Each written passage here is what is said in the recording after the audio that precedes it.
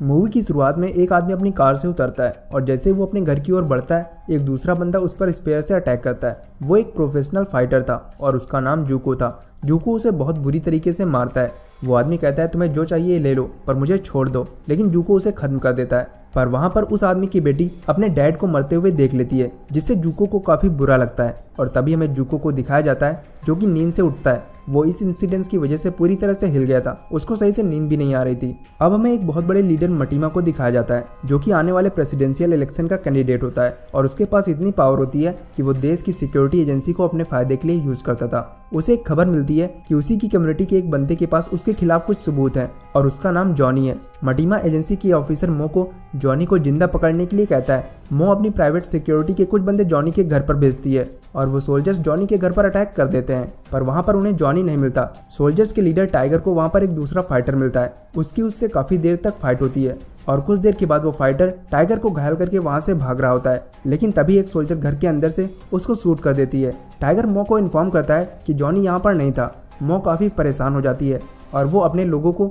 Johnny को हर जगह track करने के लिए कहती है। अब हमें जॉनी को दिखाया जाता है। वो एक रिपोर्टर को कॉल करता है। इस रिपोर्टर का करियर मटीमा की वजह से बर्बाद हो गया था, इसलिए जॉनी उससे कहता है कि मेरे पास मटीमा के खिलाफ कुछ सबूत हैं और अगर तुम्हें उससे बदला लेना है तो संभल जाओ, मैं कुछ फाइल्स तुम्हें भेज रहा हूँ। दूसरी तरफ हमें जूको को उसकी फैमिली के साथ दिखाया जाता है, जिसमें उसकी वाइफ और एक बेटा होता है। वो अपनी वाइफ और बच्चे के साथ घर से निकलता है। सबसे पहले वो अपने बेटे को स्कूल छोड़ता है और अपनी वाइफ को मार्केट से सामान लेने के लिए वहां पर छोड़ देता है और खुद वो एक मोटर बाइक शॉप में काम करने के लिए चला जाता है। उधर कुछ देर में ऑफिसर जॉनी की कार को ट्रैक कर लेते हैं। मो अपने ऑफिसर को उसके पीछे भेजती है। जॉनी एक होटल में होता है और जैसे ही वो सिक्योरिटी वाले लोगों को देखता है वो जल्दी से अपनी कार को लेके वहां से भागता है। अब क्योंकि उन्हें जॉनी को जिंदा पकड़ना था, इसीलिए मो उसका पीछा करने के लिए बोलती है। जॉनी जूको की शॉप के पास जाता है जहां पर वो जूको से मिलता है। दरअसल जूको पहले जॉनी के साथ काम करता था और उन सबका एक बहुत बड़ा ग्रुप था जो उस डिक्टेटर लीडर मटीमा के खिलाफ लड़ रहे थे और अपने देश अजानिया को तानाशाही से बचाने की हर मुमकिन कोशिश कर रहे थे।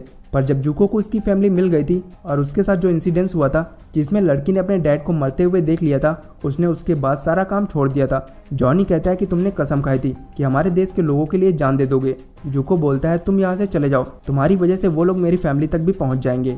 जॉनी कहता है कि वो लोग अभी हमें देख रहे हैं और तुमने जिस काम को करने के लिए कसम खाई थी वो तुम्हारी फैमिली से भी बढ़कर है। जॉनी कहता है कि तुम मेरी आखिरी उम्मीद हो। वो जूको के गले मिलता है और कहता है कि मुझे कैंसर है और मैं मर रहा हूँ। वो उसके पॉकेट में एक ड्राइव डालता है और उसको आगे का काम पूरा करने के लिए कहता है। अब जॉनी वहां से चला जाता है। जॉनी के पीछे फिर से सिक्योरिटी वाले लोग पड़ गए थे। जॉनी अपनी कार को तेज भगाता है और एक टूटे हुए ब्रिज के पास आके रोक देता है। वो अपनी गन लेके बाहर निकलता है। सिक्योरिटी ऑफिसर टाइगर उसको गन नीचे रखने के लिए कहता है, पर जॉनी दौड़ के उस ब्रिज के ऊपर चढ़ जाता है और खुद को शूट कर लेता है और ब्रिज से नीचे गिर जाता है और उसकी डेथ हो जाती है। उधर मो अपनी ऑफिसर जेमिनाई को जूको के बारे में पता करने के लिए कहती है। जेमिनाई थी तो सिक्योरिटी एजेंसी में, लेकिन वो काम करती थी जॉनी के लिए। जॉनी के मरने के बाद वो बहुत दुखी होती है। उधर जूको मार्केट में जाता है और वो अपनी वाइफ को देखता है। वो उसे कॉल करता है और बताता है कि मुझे कुछ दिनों के लिए शहर से बाहर जाना है। उसकी वाइफ बहुत दुखी होती है, पर जूको कहता है कि मैं वादा करता हूँ मैं जल्दी वापस आ जाऊंगा। जूको अब वहाँ से निकल जाता है। सिक्योरिटी एजेंसी वाले लगातार उसका पीछा कर रहे थे।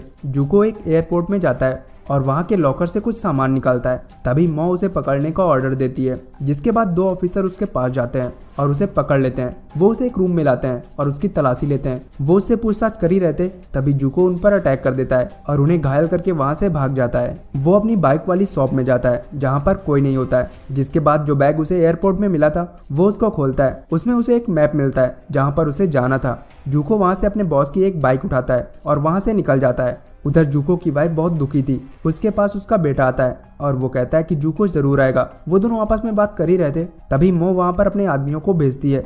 सोल्जर्स जूको की वाइफ और उसके बेटे को उठा ले जाते हैं। वो उन दोनों को अलग अलग रखते हैं। वो सब उससे पूछते हैं कि जूको जॉनी को कैसे जानता है, पर जूको की वाइफ को जूको के पास्ट के बारे में कुछ नहीं पता होता। उन्हें उससे कुछ जानकारी नहीं मिलती है। उधर मो मटीमा के पास जाती है। मटीमा उसको बोलता है कि किसी भी तरह से जूको की वाइफ से निकलवाओ कि उनका प्लान क्या है। साथ में वो मो को ब्लैकमेल करता है कि अगर उसने उसका साथ नहीं दिया तो वो उसके पिता के बारे में पूरे देश को बताएगा, क्योंकि जब सारे व्हाइट लोग ब्लैक लोगों पर अत्याचार कर रहे थे तो उसके पिता व्हाइट लोगों का सीक्रेट तरीके से अपने फायदे के लिए उनका साथ दे रहे थे। उधर जूको रास्ते में आराम करने के लिए रुकता है और अब जेमिनाई को मौका मिलता है। वो जूको को कॉल करती है। जूको उससे पूछता है कि प्लान क्या है। और जॉनी कहाँ पर है। जेमिनाई उसे बताती है कि उसे प्लान के बारे में कुछ नहीं पता और जॉनी ने खुद को शूट कर लिया। जूको को काफी बुरा लगता है क्योंकि जॉनी उसे अपने बेटे की तरह मानता था। जेमिनाई बताती है कि उन्होंने तुम्हारी वाइफ और बेटे को उठा लिया है, जिसके बाद जूको कहता है कि मैं वापस आ रहा हूँ। जेमिनाई कहती है कि तुम अपना मिशन पूरा करो, मैं किसी तरह से उन दोनों को निकालती हूँ। उधर मो को पता चल जाता है कि जूको अपनी बॉस की बाइक चुरा कर भागा है।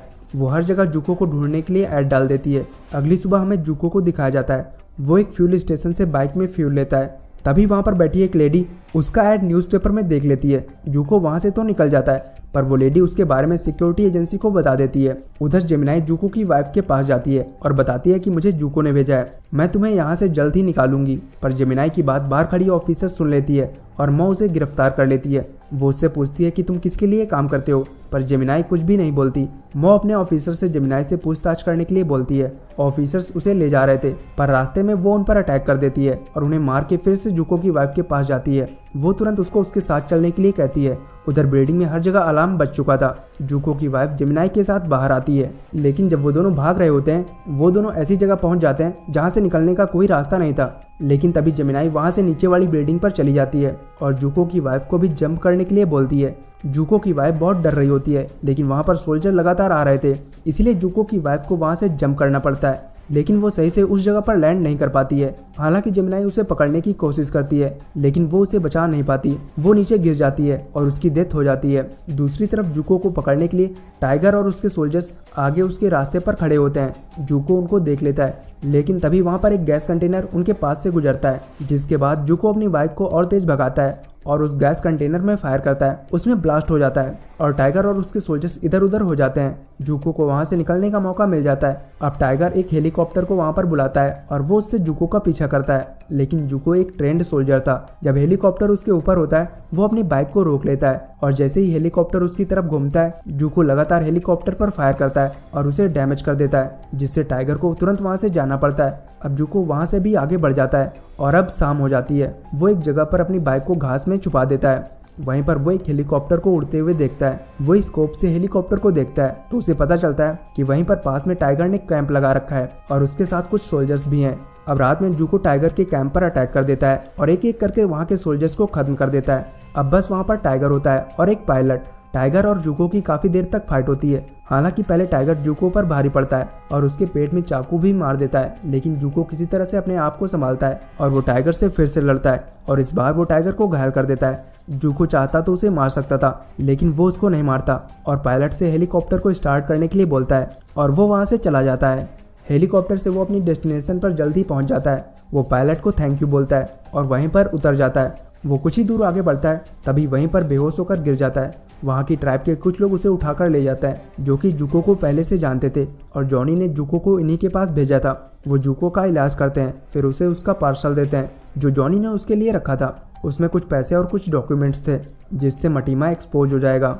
वहाँ का लीडर जूको को एक स्पेयर देता है और कहता है कि तुम अपने मिशन को कंप्लीट करो। अब जूको वहाँ से निकल जाता है। तभी रास्ते में जेमिनाई के फ़ोन से उसे कॉल आता है। दरअसल ये कॉल मो ने करी थी। वो जूको से कहती है कि मेरे पास तुम्हारा बेटा है, अगर तुम्हारे पास जो डॉक्यूमेंट्स हैं वो तुम हमें दे दोगे तो हम उसे छोड़ देंगे। जूको कहता है कि मेरी बीवी कहाँ पर है, जिस पर वो बताती है कि वो एक एक्सीडेंट में मारी गई। जूको बहुत गुस्से में होता है और वो फ़ोन रख देता है। अब जूको उसी रिपोर्टर को कॉल करता है जिससे जॉनी ने कॉन्टैक्ट किया था और उसके पास सारे सबूत भेजने को बोला था। जूको उसे मिलने के लिए बुलाता है। जूको कहता है कि मेरे पास वो सब है जो तुम्हें चाहिए। वो कहता है कि मैं तुम्हें ये सब दे दूंगा, लेकिन उससे पहले मेरे बेटे को बचाना होगा। रिपोर्टर कहता है कि मैं तुम्हारी मदद कर सकता हूँ। वो उसे जेमिनाई के पास ले जाता है। जूको जेमिनाई से कहता है कि मैंने तुम पर भरोसा किया था। जेमिनाई कहती है कि मैंने तुम्हारी वाइफ को बचाने की पूरी कोशिश करी थी। जूको कहता है कि ठीक है, तुम्हारी गलती नहीं है, पर अब हमें मेरे बेटे को बचाना है। वो सब उस जगह का पता लगा लेते हैं जहाँ पर जूको का बेटा था, क्योंकि मो वहाँ पर अक्सर जाती थी। दरअसल जूको का बेटा मटीमा के घर पर था। अब उसी रात जूको वहाँ पर अटैक कर देता है। वो वहाँ पर एक एक करके सबको मार देता है। वो मटीमा के ऊपर भी अटैक करता है और उसे बेहोश करके एक जगह पर बांध देता है। जूको उससे कहता है कि मेरा बेटा कहाँ है। मटीमा कहता है कि अगर मुझे कोई खरोंच आई तो तुम्हारा बेटा मारा जाएगा। जूको मो को कॉल करता है और मटीमा से कहता है कि उसको बोलो कि मैं यहाँ पर आ गया हूँ। जूको मो से कहता है कि मुझे मेरा बेटा चाहिए और फ़ोन कट कर देता है। मटीमा जूको को खरीदने की कोशिश भी करता है। जूको कहता है कि तुमने अपने ही लोगों को धोखा दिया है और तेरी वजह से हम लोग भूखे मर रहे हैं। अब कुछ देर के बाद वहाँ पर टाइगर अपने बंदों के साथ आ जाता है, लेकिन जूको एक एक करके उन सबको मार देता है अब बस टाइगर बचता है और उन दोनों की आखिरी फाइट होती है। वो दोनों अपनी अपनी गन फेंक देते हैं और हाथ से फाइट करते हैं। उनकी फाइट काफ़ी देर तक चलती है, पर जूको टाइगर को लगभग मारने ही वाला था। तभी वहाँ पर मो जूको के बेटे को लाती है। वो उसको गन पॉइंट पर लेके जूको से कहती है कि मुझे सारे डॉक्यूमेंट्स दे दो। जूको अपने हथियार डाल देता है और कहता है कि सारे डॉक्यूमेंट्स कल सबके सामने होंगे। मटीमा भी वहाँ पर आ जाता है और मो से कहता है कि जूको को खत्म करो और साबित करो कि तुम अपने बाप जैसे गद्दार नहीं हो। पर मो जानती थी कि अगर डॉक्यूमेंट्स बाहर आ गए तो मटीमा वैसे भी खत्म हो जाएगा, इसलिए वो मटीमा को ही शूट कर देती है। वो जूको से कहती है कि तुम मेरे बारे में बहुत कुछ जानते हो, और वो उसको भी शूट करने के लिए आगे बढ़ती है। पर वहाँ पर जेमिनाई आ जाती है और वो मो को शूट कर देती है। उधर टाइगर को होश आ जाता है और वो अपनी गन उठाकर जूको को मारने जाता है, लेकिन जेमिनाई उसको भी शूट कर देती है। अब जूको अपने बेटे को लेकर जेमिनाई के साथ वहाँ से चला जाता है और अगले दिन न्यूज़ में मटीमा के खिलाफ सारे डॉक्यूमेंट्स आ जाते हैं, जिससे मटीमा की पूरी पार्टी एक्सपोज हो जाती है और सबको मटीमा के सारे काले कारनामों के बारे में पता चल जाता है और उसके साथ साथ उसकी पार्टी भी बर्बाद हो जाती है। अब जूको अपने बेटे के साथ दूसरी जगह पर एकांत में चला जाता है और वो अपनी पत्नी को याद करता है और यहीं पर यह मूवी खत्म हो जाती है।